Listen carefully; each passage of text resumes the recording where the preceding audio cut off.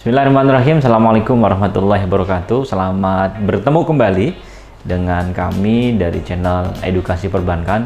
Perkenankan kami menjelaskan tentang ATM cardless. ATM cardless atau ATM tanpa kartu.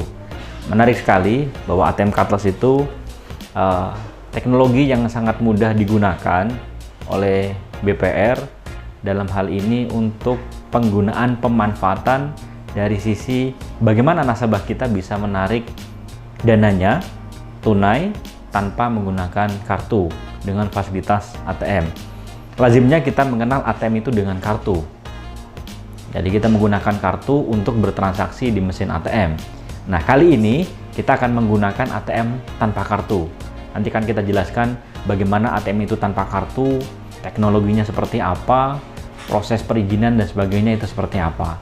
Perlu diketahui sebetulnya ATM cardless ini sangat mudah sekali diimplementasikan. Pengalaman kami menggunakan ATM tanpa kartu atau ATM cardless ini mulai prepare infrastrukturnya, kemudian mempersiapkan dokumen-dokumen untuk perizinannya tidak terlalu lama, ya sekitar 2 minggu ya. Sampai dengan uji coba itu sekitar 3 minggu. Nah, ini yang akan kami share kepada para pemirsa sekalian. Jadi ATM tanpa kartu itu pengertiannya adalah aktivitas transaksi keuangan penarikan tunai yang menggunakan mesin ATM tanpa menggunakan kartu. Kemudian kalau melihat dari perkembangan yang ada ATM tanpa kartu itu yang kami sudah lakukan, kami berawal dari menggunakan ATM kartu, kemudian kita cari terobosan bagaimana caranya agar ATM ini bisa tetap digunakan. Nah, dengan cara tanpa kartu. Nah, apa saja yang diperlukan atau apa saja transaksi yang bisa dilakukan dengan ATM tanpa kartu? Yang pertama tentu tarik tunai. Ya. Tarik tunai adalah fitur utama dari ATM cardless. Yang kedua adalah informasi saldo, yang ketiga adalah memindah bukuan atau transfer antar rekening. Jadi 3 transaksi yang bisa dilakukan di ATM tanpa kartu. Apa saja yang dibutuhkan ketika kita ingin menggunakan ATM cardless? Ya, yang pertama adalah kita mempersiapkan mesin ATM-nya, ya, mesin ATM-nya. Mesin ATM yang kami gunakan adalah ATM jenis WinCore, yang itu sudah dilengkapi dengan infrastruktur yang memadai. Kita bisa memanfaatkan ATM yang memang baru atau kita bisa gunakan yang refurbished, artinya yang sudah digunakan oleh bank umum kita bisa manfaatkan karena kita melihat tingkat kebutuhannya belum terlalu tinggi. Apa saja yang perlu kita siapkan selain mesin ATM? Yang kedua adalah switching, ya. Switching di sini adalah switching yang digunakan untuk mengkomunikasikan antara ATM dengan servernya core banking kita. Jadi core banking, ATM, di tengah-tengahnya itu ada namanya switching. Nah, ini yang menjembatani. Yang berikutnya, yang ketiga yang kita butuhkan adalah SMS notifikasi atau server SMS, ya. Nah, ini kita bisa kerjasama dengan vendor. Ya, sama halnya tadi yang pertama, kalau kita menggunakan mesin ATM, kemudian switching, itu juga kita bisa bekerja sama dengan vendor. Nah, untuk SMS, kita juga bisa manfaatkan dengan vendor, ya. Apa manfaatnya dari SMS itu? SMS itu digunakan untuk mengirimkan OTP namanya, one time password. Jadi ketika kita akan melakukan transaksi, maka setiap kali transaksi kita membutuhkan namanya OTP atau one time password. Jadi peran dari SMS ini adalah mengirimkan password. Jadi saat kita melakukan transaksi informasi saldo, dia akan mengirimkan OTP. Ya, itu hanya berlaku sekitar 1 menit atau 60 detik. Kemudian di transaksi berikutnya kita akan melakukan cek saldo, maka kita akan menerima lagi SMS OTP one time password yang digunakan untuk bertransaksi. Jadi ini dengan pertimbangan keamanan, setiap transaksi akan melakukan pengiriman namanya SMS notifikasi. Yang berikutnya adalah ya tentu jaringan, ya. Kita menggunakan jaringan yang digunakan tidak terlalu besar bandwidth-nya. Kita gunakan jaringan yang standar yang biasa kita gunakan. Jadi itu komponen-komponen yang kita perlukan atau infrastruktur yang diperlukan dalam melakukan namanya ATM cardless. Kemudian alur kerja dari ATM cardless itu sendiri, yang pertama kita bisa menerapkan ATM cardless ini untuk nasabah existing maupun nasabah baru, ya. Kalau nasabah existing, maka dia harus mengisi sebuah form konfirmasi, dia mendaftarkan untuk melakukan ATM cardless ke CS, kemudian di CS nanti diverifikasi nomor handphonenya, nomor transaksinya. Ketika transaksi di meja CS, kita akan validasi nomor telepon yang digunakan, ya.